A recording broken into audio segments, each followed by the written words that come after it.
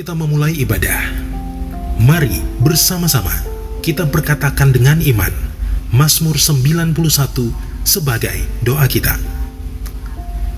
Dalam lindungan Allah, orang yang duduk dalam lindungan yang maha tinggi dan bermalam dalam naungan yang maha kuasa akan berkata kepada Tuhan, tempat perlindunganku dan kubu pertahananku, Allahku yang kupercayai. Sungguh, Dialah yang akan melepaskan engkau dari jerat penangkap burung, dari penyakit sampar yang busuk. Dengan kepaknya Ia akan menudungi engkau. Di bawah sayapnya engkau akan berlindung. Kesetiaannya ialah perisai dan pagar tembok. Engkau tak usah takut terhadap kedahsyatan malam, terhadap panah yang terbang di waktu siang, terhadap penyakit sampar yang berjalan di dalam gelap, terhadap penyakit menular yang mengamuk di waktu petang.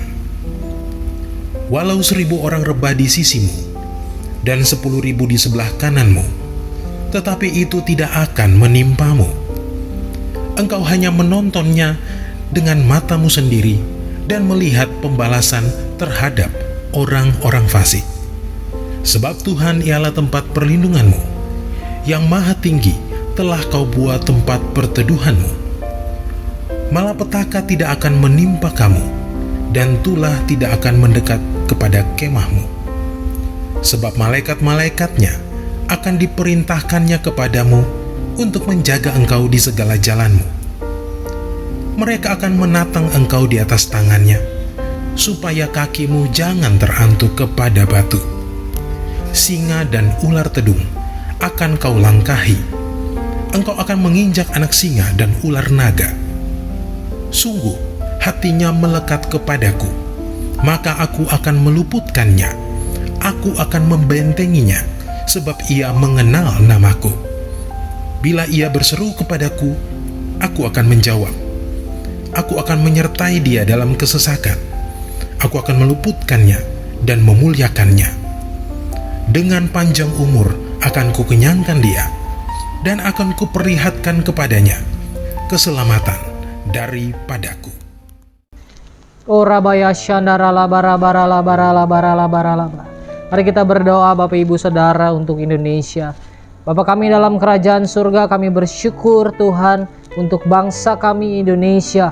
Kami percaya Engkau berkenan atas bangsa kami.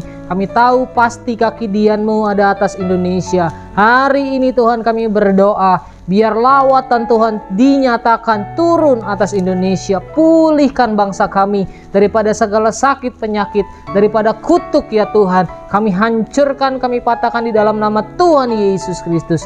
Kami berkata kepada COVID-19, diam dan tenanglah. Dan kami percaya Tuhan Engkau memberkati bangsa kami hari-hari ini, mentransformasikan, memberkati Indonesia dari pulau demi pulau yang ada. Semua suku bangsa Tuhan berkati berlipat kali ganda. Tuhan, biarlah bangsa kami penuh dengan rencana-Mu, penuh dengan lawatan Tuhan. Ada perkara-perkara yang besar yang Tuhan akan lakukan atas bangsa kami Indonesia.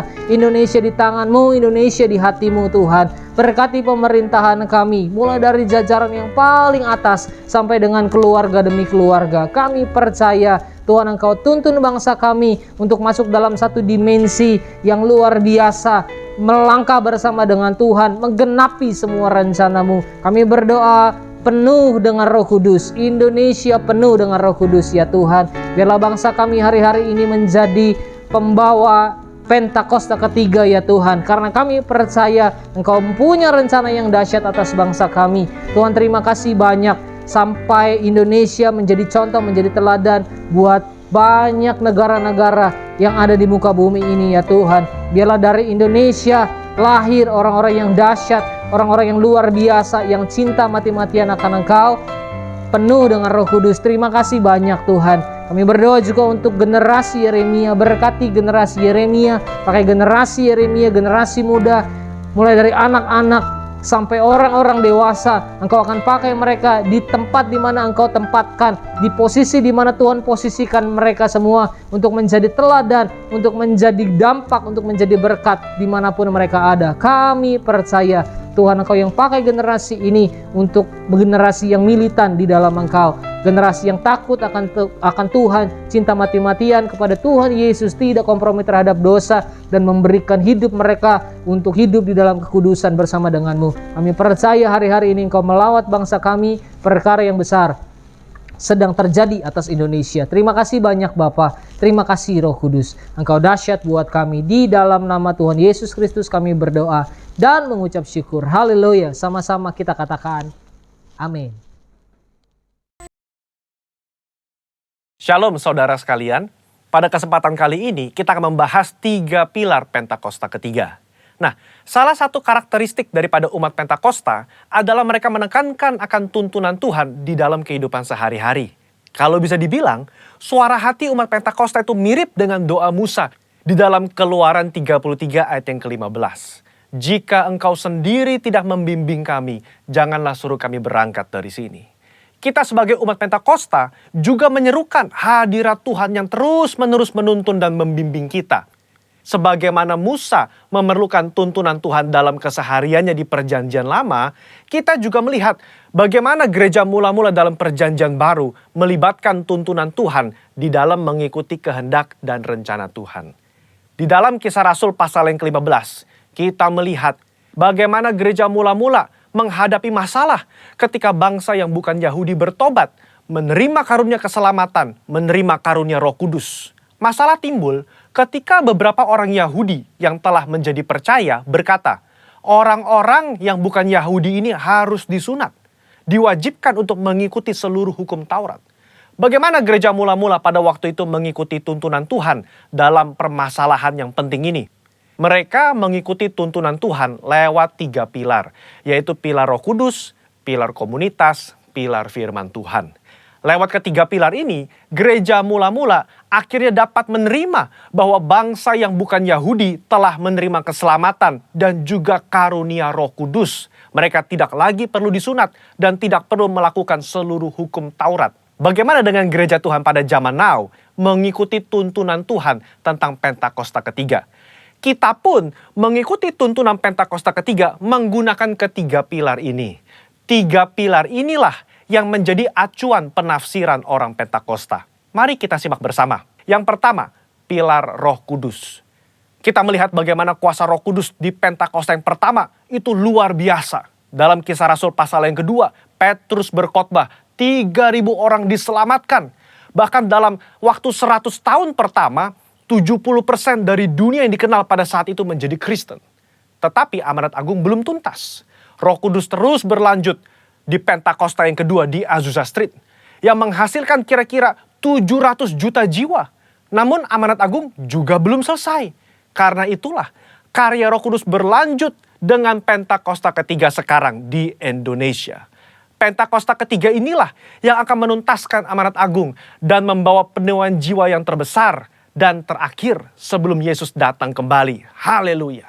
Yang kedua, pilar komunitas orang percaya.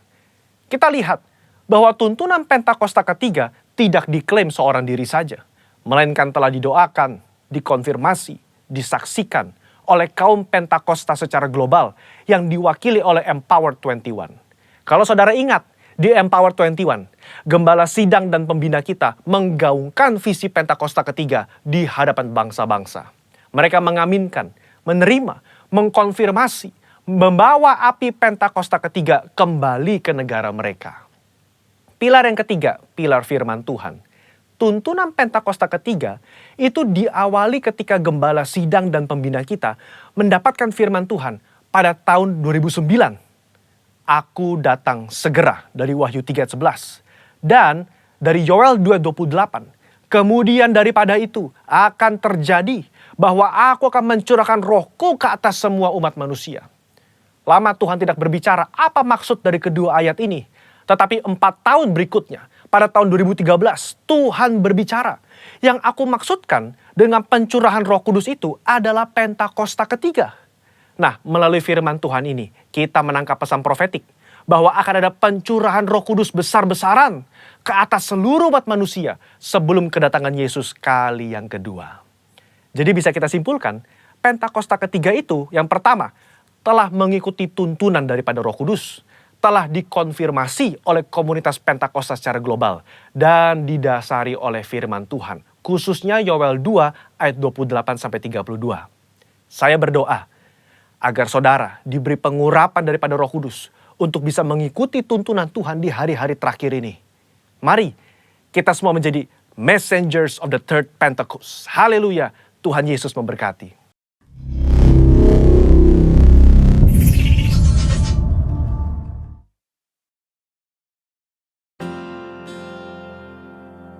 Sebelum lebih lagi kita masuk dalam pujian penyembahan dan firman Tuhan, bersama-sama kita deklarasikan Pentakosta ketiga.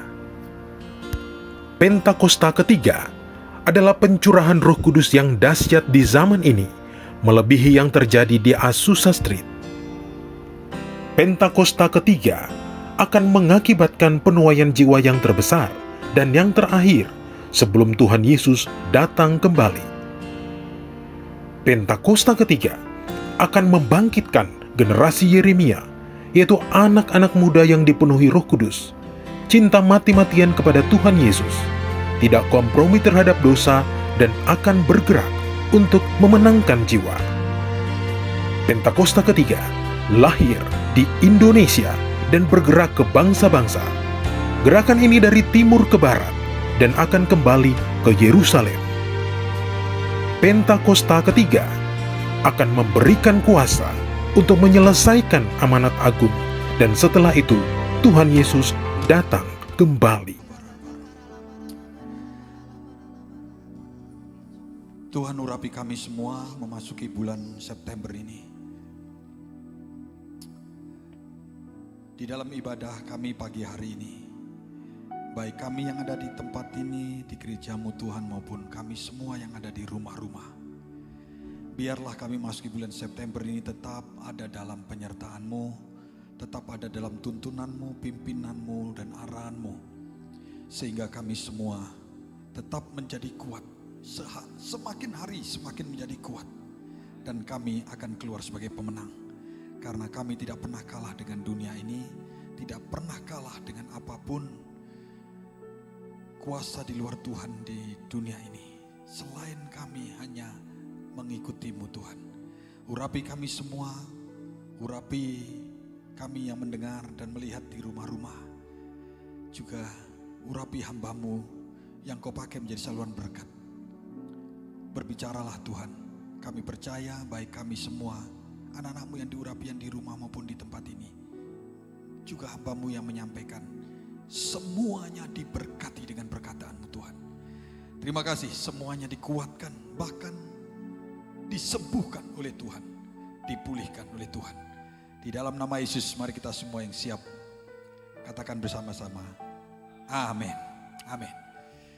Shalom semua jemaat Tuhan yang ada di rumah-rumah, semuanya saya tetap berdoa untuk tetap sehat dan tetap semangat, dan kami percaya yang sakit juga Tuhan pulihkan dan sembuhkan, yang susah dihiburkan oleh Tuhan. Nah, baik kita yang ada bersama dalam ibadah, mari nikmati ibadah ini, bahwa Tuhan ada di tengah-tengah kita. Allah, Tuhan tidak pernah terbatas oleh apapun juga. Baik media kita, baik kita secara langsung hadir di gereja maupun kita ada di rumah-rumah. Tetapi ketika kita memberikan penghormatan, ketika kita dalam ibadah ini fokus kepada Tuhan, maka Tuhan pasti hadir kepada kita semua. Nah, mari saya akan mulai khotbah ini dengan perkataan daripada Presiden kita Pak Jokowi pada bulan Agustus kemarin. Dia berkata seperti ini, pandemi itu seperti api ya, yang bisa membakar atau menerangi. Nah, saya ulangi, pandemi karena kita masih ada, sudah hampir setahun lebih ini, kita tetap hidup berdampingan dengan, bersama-sama dengan di dunia ini dengan apa yang namanya virus COVID-19 yang sudah menjadi pandemi bukan hanya di Indonesia tapi juga negara-negara lain dan di seluruh dunia ini. Nah, dikatakan oleh Pak Jokowi, dikatakan seperti ini, saya ulangi lagi. Pandemi itu seperti api yang bisa membakar atau menerangi. Nah, saudara, maksud daripada menerangi ini, kata Pak Jokowi adalah kalau kita memiliki sikap yang benar, memberikan respon yang baik, yang benar, maka justru pandemi ini akan menerangi kita untuk memberikan motivasi kepada rakyat Indonesia dan juga introspeksi buat kita semua. Nah, memang pandemi ini tidak enak ya. Tidak ada orang yang tidak ingin menghindari daripada pandemi ini ya. Tapi mari perkataan pemimpin kita ini, presiden kita ini adalah perkataan yang benar. Saya sebagai hamba Tuhan, bahwa kalau kita meresponi dengan baik, maka kita akan berjalan dengan kekuatan yang dari Tuhan. Ya, kita sudah ingat pada waktu awal-awal kita mengalami ketakutan yang luar biasa. Tidak ada orang yang tidak takut dengan pandemi ini, kecuali orang nekat dan orang tidak waras ya. Tetapi orang yang waras, yang ngerti bahwa ini adalah virus yang sedang mengamuk, sedang ada di seluruh negara menjadi pandemi, maka tidak ada yang tidak ketakutan. Tetapi saudara, berjalannya waktu kita tidak boleh diam. Kita semakin hari semakin belajar apa yang Tuhan mau, apa yang terjadi saat ini. Dan setelah kita belajar, maka saya percaya saudara akan dibawa kepada satu keadaan yang tentunya jauh akan lebih baik, yaitu keadaan yang terus akan bertumbuh dalam kehidupan kita. Dan ini yang selalu saya imani di dalam gereja Tuhan, bahwa kalau kita mengambil sikap yang benar, meresponi dengan baik, dan kita mau belajar terhadap segala sesuatu yang terjadi, maka kehidupan rohani kita dan juga kehidupan jasmani kita pasti akan bertumbuh naik dari satu tangga kepada tangga yang lain, dan kita akan dibawa dari satu kemuliaan kepada kemuliaan oleh Tuhan Yesus. Nah saudara, mari kita lihat di dalam Alkitab kita, murid Kristus sebelum menjadi murid Tuhan, dia juga mengalami sesuatu yang tidak enak. Ya, tentunya semuanya berharap segala sesuatu itu berjalan mulus, berjalan baik, berjalan dalam keberhasilan, dan berjalan sesuai dengan apa yang diinginkan dan direncanakan. Tetapi tidak semuanya akan terjadi seperti demikian. Nah saudara, mari kita akan lihat di dalam Lukas 5, seorang murid yang bernama Simon Petrus. Lukas 5 ayat ke-5 saya akan bacakan bagi saudara, dan saudara baca di rumah, saudara bisa membaca. Lukas 5 ayat yang ke-5 dikatakan demikian. Ketika Simon Petrus melihat hal itu, ayat yang ke-5 dikatakan begini. Simon menjawab, "Guru, telah sepanjang malam kami bekerja keras dan kami tidak menangkap apa-apa. Tetapi karena engkau menyuruhnya, aku akan menebarkan jala juga." Saudara, saya ulangi perkataan ini ya, supaya kita semakin lebih hati-hati, lebih cermat lagi membaca ayat ini. Ayat ini ada pada perikop penjala ikan menjadi penjala manusia. Ada perubahan hidup, ada perubahan jalan kehidupannya yang membawa dia menjadi orang-orang yang bukan hanya diberkati, tetapi menjadi berkat bagi banyak orang, termasuk kita hari ini. Ya. Dari zaman ke zaman, saudara, luar biasa. Perbuatan yang sekian ratus tahun yang lalu, sekian ribu tahun yang lalu, maka itu tetap memberkati kita sampai hari ini. Karena Tuhan ubah. Di dalam perikop ini berbicara tentang penjala ikan menjadi penjala manusia. Nah saudara, ayat kelima dikatakan seorang Simon menjawab, "Guru, telah sepanjang malam kami bekerja keras dan kami tidak menangkap apa-apa. Tetapi karena engkau menyuruhnya, aku akan menebarkan jala juga." Nah saudara, ada dua kalimat yang akan menjadi berkat bagi kita semua. Yang pertama, jawaban Petrus Simon ini yang berkata, "Guru, telah sepanjang malam kami telah bekerja keras dan tidak menangkap apa-apa." Saudara, ini pernyataan Simon seperti manusia-manusia yang lain yang menginginkan keberhasilan. Jadi tidak ada jalan lain kecuali dia sebagai nelayan harus bekerja keras sepanjang hari. Karena dia tahu ketika dia bekerja keras, menebarkan jalannya, mendayung perahunya ke tengah, lalu menebarkan jala setiap hari, dan itu tidak mudah dia lakukan karena cuaca kadang-kala juga berubah, kadang-kala angin juga berubah, kadang-kala ombak tidak selalu tenang. Tetapi dia tahu kalau itu tidak dia lakukan, maka dia tidak akan pulang dengan membawa apa-apa. Maka dia sepanjang hari itu, sepanjang malam itu harus bekerja keras. Dia harus sungguh-sungguh. Saudara, ini umum dilakukan oleh semua orang. Semua orang maka hasil itu tidak mengingkari usaha, betul ya? Begitu. Kalau dia berusaha, maka dia akan mendapatkan hasil. Kalau dia sebentar bangun, sebentar tidur, Amsal katakan, maka kemelaratan yang akan datang kepadamu. Ini umum. Ini semua hukum yang berlaku untuk semua orang. Ya. Jadi maka wajar kalau Simon itu menjawab, saya ini sudah bekerja keras sepanjang malam, sudah pergi dan sudah menyiapkan. Jadi kalau saudara baca semuanya, nanti saudara dapatkan bahwa mereka sudah di pinggir pantai dan mereka sudah tidak berlakukan apa-apa. Lalu mereka sudah mulai membersihkan jala-jala mereka dan segera akan pulang tanpa membawa hasil. Saudara tentunya tidak bersuka cita, tentunya tidak sedang gembira, tentunya tidak sedang bersemangat luar biasa. Karena di tangannya ini hampa dari apa yang dilakukan. Saudara, Yesus ada di situ. Yesus tidak di tempat yang jauh. Bahkan dia ada di perahu itu. Ketika ada dua perahu yang sedang membersihkan perahunya dan juga jalannya, karena sehabis mereka bekerja keras dan tidak dapatkan apa-apa, lalu Yesus naik ke salah satu perahu, yaitu perahunya Simon. Lalu dari perahu itu Yesus mengajar. Di atas perahu itu Yesus mengajar. Nah saudara, lalu ayat yang kedua. Jadi yang pertama bahwa mereka bekerja keras dan itu harus kita lakukan. Saudara dan saya harus berusaha dengan baik semaksimal mungkin. Kalau kita tidak berusaha dengan maksimal, maka saudara tidak akan tahu bahwa Tuhan itu luar biasa. Kalau kita bermalas-malasan, kita akan sering menyalahkan. Kalau kita tidak punya etos yang luar biasa, maka kita akan seringkali menganggap akan menyalahkan orang lain, menyalahkan segala sesuatu di sekitar kita. Ya. Tapi kalau sudah bekerja keras dan tidak berhasil, mari, apa yang dikatakan? Ada satu hal yang berbeda daripada Petrus dengan orang lain.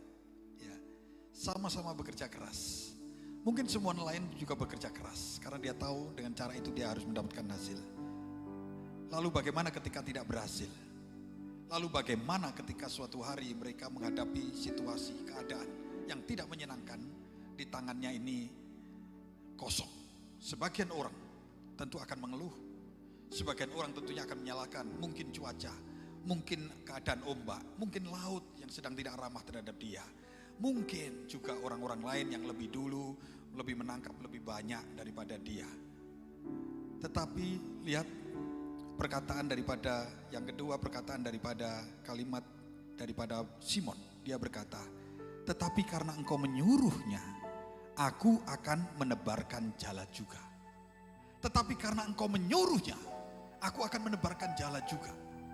Saudara, sebuah perkataan yang kita bisa melihat bahwa itu adalah sebuah ketaatan. Dia tahu di perahunya ada seorang yang bernama Yesus. Dia yang mengajar dari satu tempat ke tempat yang lain dan pengajarannya itu luar biasa. Dan hari ini tuh ada di perahunya.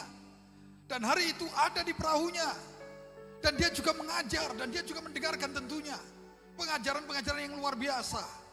Lalu setelah itu ketika Yesus berkata, mari kita bertolak ke tengah dan tebarkan jalamu. Karena ini perintah Tuhan. Karena itu perintah guru yang mengajar dengan luar biasa.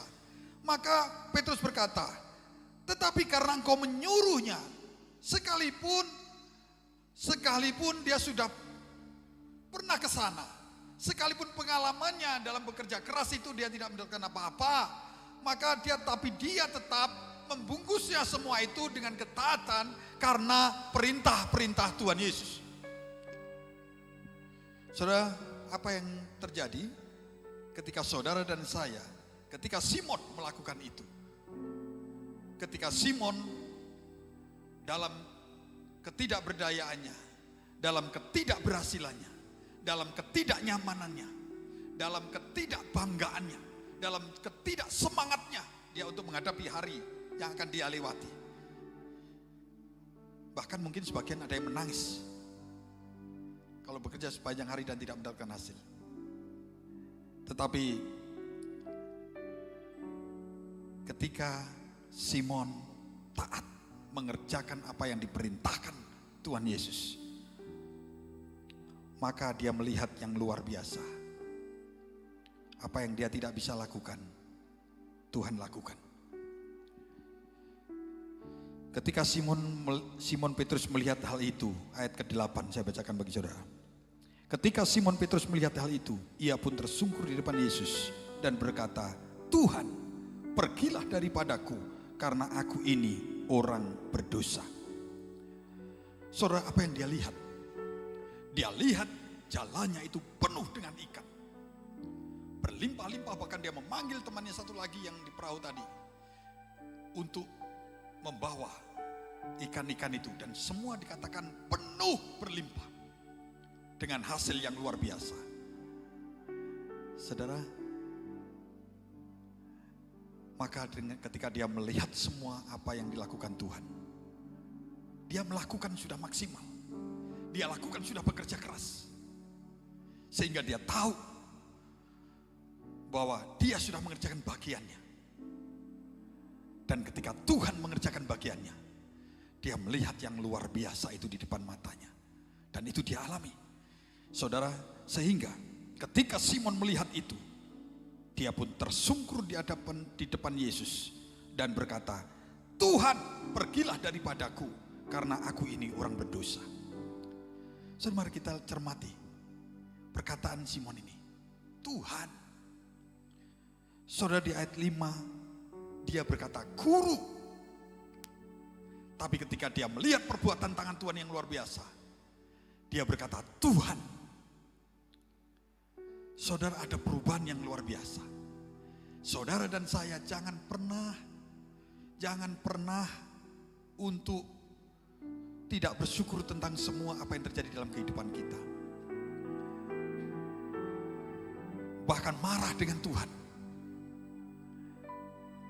Seolah-olah dia sebagai penyebab segala sesuatu.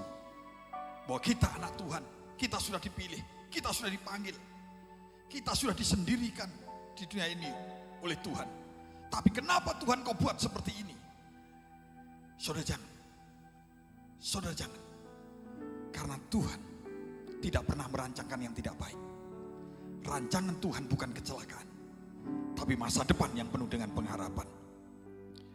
Saudara, seorang Petrus tanpa mengalami itu semua, dia tidak akan pernah bisa berkata, "Tuhan." Dia tahu Yesus, dia tahu pengajarannya, dia tahu siapa Yesus yang berjalan dari satu tempat kepada tempat yang lain, selalu mengajar, melepaskan kuasa yang luar biasa.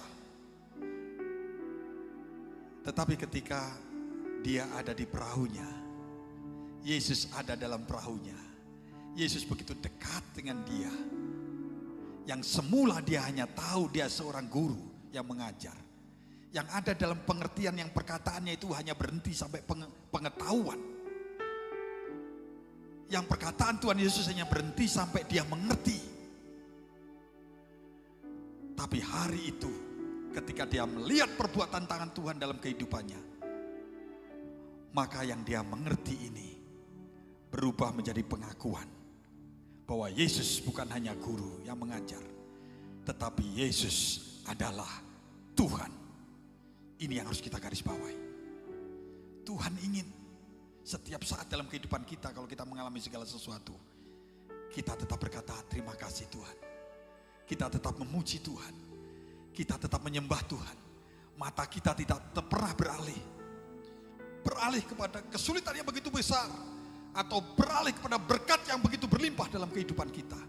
Tapi mata kita tetap tertuju kepada Yesus Kristus, yang adalah Tuhan, Alfa dan Omega, yang adalah sumber segala sumber, yang Dia adalah segala-galanya dalam hidup saudara dan saya. Yang ketiga, mari kita akan lihat yang terpenting, yang juga penting dalam kehidupan kita. Ayat ke-11 menutup perikop ini. Dan sesudah mereka menghela perahu-perahunya ke darat, mereka pun meninggalkan segala sesuatu lalu mengikut Yesus. Lalu mengikut Yesus. Setelah dia tersungkur mengerti Yesus adalah Tuhan yang layak disembah, maka Yang ketiga, maka Petrus mulai saat itu mengikuti Yesus. Saudara, apa yang perlu kita terjemahkan hari-hari ini dalam kehidupan kita? Mungkin kita tahu Yesus adalah guru, Yesus adalah Tuhan, Yesus melakukan yang luar biasa. Melakukan yang luar biasa kepada orang lain juga kepada kita. Kita seringkali mengalami itu. Tetapi ada hal yang seringkali tidak terjadi dalam hidup kita, yaitu kita mau mengikuti Yesus. Apa yang dipikirkan Tuhan, juga apa yang kita pikirkan. Apa yang Tuhan mau, kita juga mau. Apa yang Tuhan tidak mau, apa yang Tuhan benci, kita juga tidak mau dan kita juga benci. Itu percaya dan mengikuti Tuhan. Yang mengerti, ayo katakan amin pada diri kita sendiri. Yang sulit kadang-kala menjadi anak-anak Tuhan adalah untuk mengikuti Yesus. Bagaimana hidup kita harus mengikuti cara dengan seperti polanya Tuhan. Bagaimana kita bekerja, kita harus bekerja seperti apa yang Tuhan mau. Nilai-nilai di dalamnya harus seperti nilai-nilai yang Tuhan ajarkan. Kalau kita bergaul, kita harus bergaul seperti apa yang Tuhan minta. Ya. Bukan seperti dunia mau, seperti apa yang daging kita senang. Tapi apa yang membuat Tuhan senang, itu mengikut Tuhan. Kebiasaan-kebiasaan kita harus menjadi kebiasaan-kebiasaan seperti yang Tuhan mau. Selama dia ada di dunia ini, Alkitab sudah mencatat apa yang menjadi kebiasaan Tuhan, apa yang menjadi karakter, apa yang menjadi kesenangannya. Bagaimana dia melihat orang miskin, bagaimana dia melihat orang susah, bagaimana dia melihat orang menderita, bagaimana dia melihat orang yang mengalami keterikatan dan lain sebagainya. Saudara, mengikut Yesus, dimanapun Tuhan berada, dia selalu menjadi berkat. Baik pengajarannya, perkataannya maupun perbuatannya. Demikian pula saudara dan saya, dipanggil Tuhan bukan hanya untuk diberkati, tapi harus menjadi berkat bagi semakin hari semakin banyak orang. Tapi Tuhan, saya sudah lakukan itu semua. Saya sudah lakukan semua itu. Saya sudah lakukan seperti apa yang kau minta. Mungkin saudara hari ini menjawab seperti demikian. Ada di antara saudara yang menjawab seperti demikian. Maka saya diingatkan untuk seorang anak muda yang ketika diajar Tuhan lalu dia berkata, semua sudah saya lakukan. Lalu Tuhan hanya minta, jual seluruh hartamu dan ikut aku. Jual seluruh hartamu dan ikut aku. Tuhan tidak menginginkan saudara untuk menjual rumahmu, rumah semua yang kau miliki hari ini. Tetapi artinya Tuhan ingin hati kita melekat kepada siapa? Apakah kepada pemberian Tuhan itu atau kepada yang memberi, yaitu Tuhan Yesus? Kepada siapa hatimu melekat? Itu yang dia katakan kepada anak muda ini. Saudara, mari kita introspeksi. Mari kita lihat yang terdalam dalam hidup kita ini.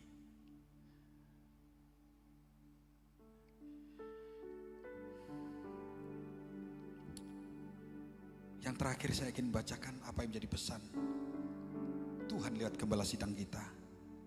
Dari Kolose 3 ayat 1 sampai yang keempat. Saya ingin bacakan bagi saudara. Kalau kita mengikut Yesus, maka Yesus itu menjadi pusat dalam kehidupan kita. Menjadi patokan, menjadi senter dalam kehidupan kita. Sehingga Kolose 3 ayat 1 sampai 4. Karena itu, kalau kamu dibangkitkan bersama dengan Kristus, carilah perkara yang di atas, di mana Kristus ada, duduk di sebelah kanan Allah. Pikirkanlah perkara yang ada di atas, bukan yang di bumi. Sebab kamu telah mati dan hidupmu tersembunyi bersama dengan Kristus di dalam Allah. Apabila Kristus yang adalah hidup kita menyatakan diri kelak, kamu pun akan menyatakan diri bersama dengan Dia dalam kemuliaan.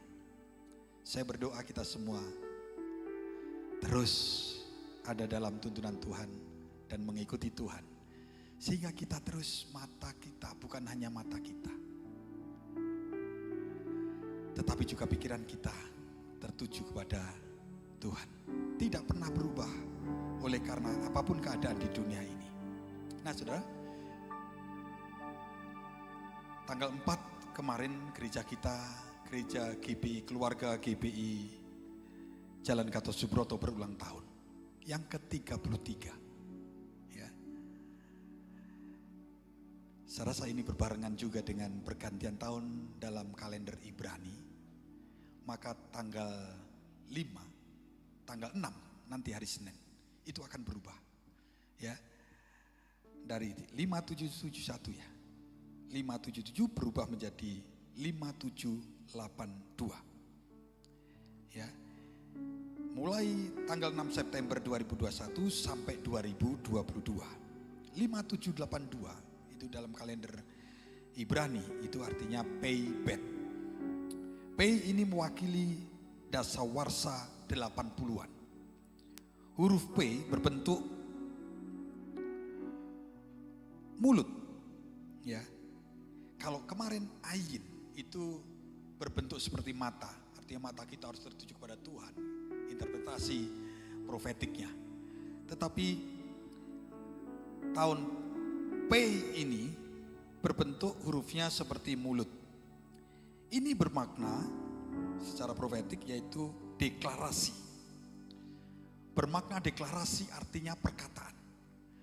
Maka dalam kalender Ibrani, maka ketika berubah menjadi P ini, maka kita mulai harus satu kata yang harus kita miliki, yaitu apa yang bernama kebijaksanaan. Bijaksana. Bijaksana dalam hal apa? Dalam berkata-kata dalam hidup kita. Tahun B. Mari saya berharap kita mulai berhati-hati, mulai menjaga. Bukan hanya hati dan pikiran, tetapi juga mulut kita hari-hari ini memasuki bulan September sebagai pesan Tuhan.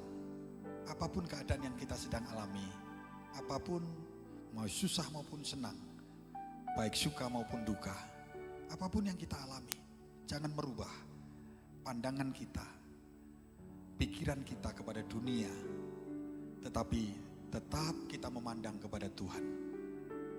Dan ketika kita memandang Tuhan, maka Tuhan pasti akan, dari mulut kita akan keluar perkataan-perkataan yang bijaksana. Bukan perkataan-perkataan yang jahat di hadapan Tuhan. Dan Tuhan pasti akan memberkati saudara dan saya, dan akan menuntun dari satu kemuliaan, satu kemenangan kepada kemuliaan yang lain, dan pada kemenangan-kemenangan yang lain. Tuhan memberkati kita semua.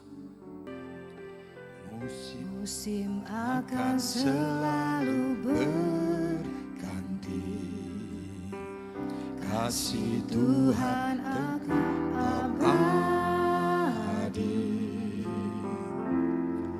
tak akan berubah sampai selamanya.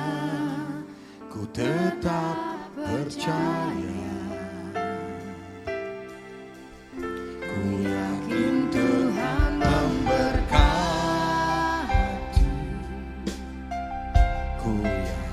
Tuhan melindungi.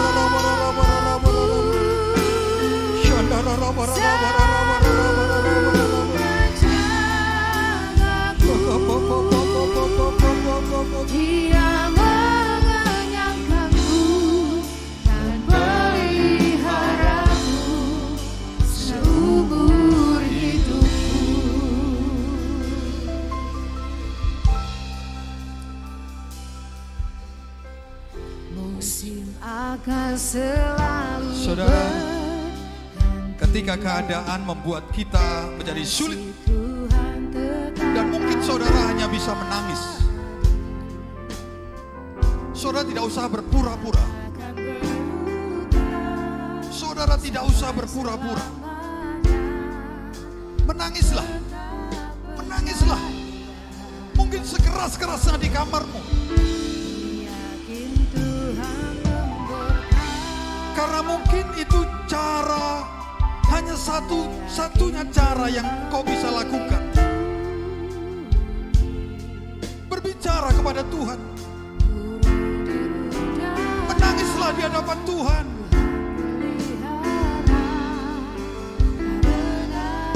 Karena akan selalu ada masalah yang datang, yang melelahkan hati kita.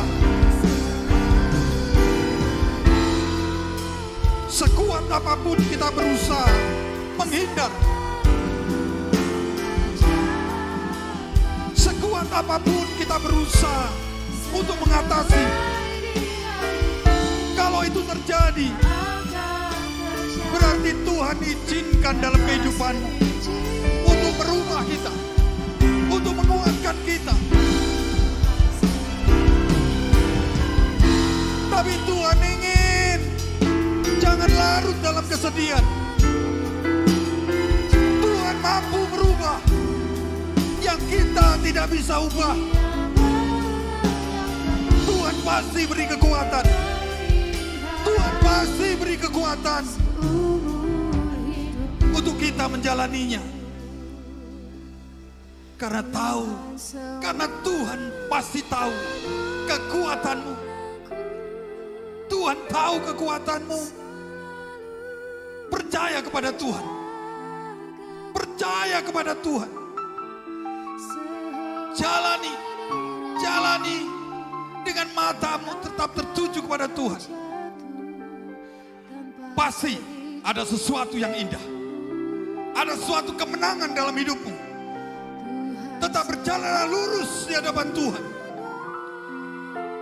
Semakin kau percaya kepada Tuhan, semakin luruslah jalanmu.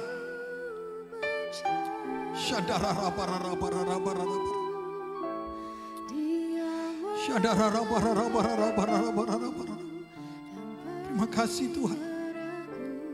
Terima kasih. Terima kasih.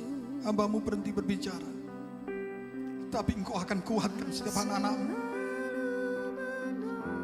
Semua anak-anak-Mu dimanapun anak-anak-Mu ini berada, urapi Tuhan.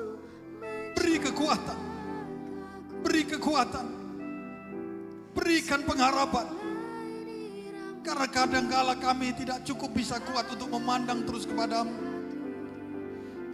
Beri kekuatan. Kaulah Tuhan kekuatan kami.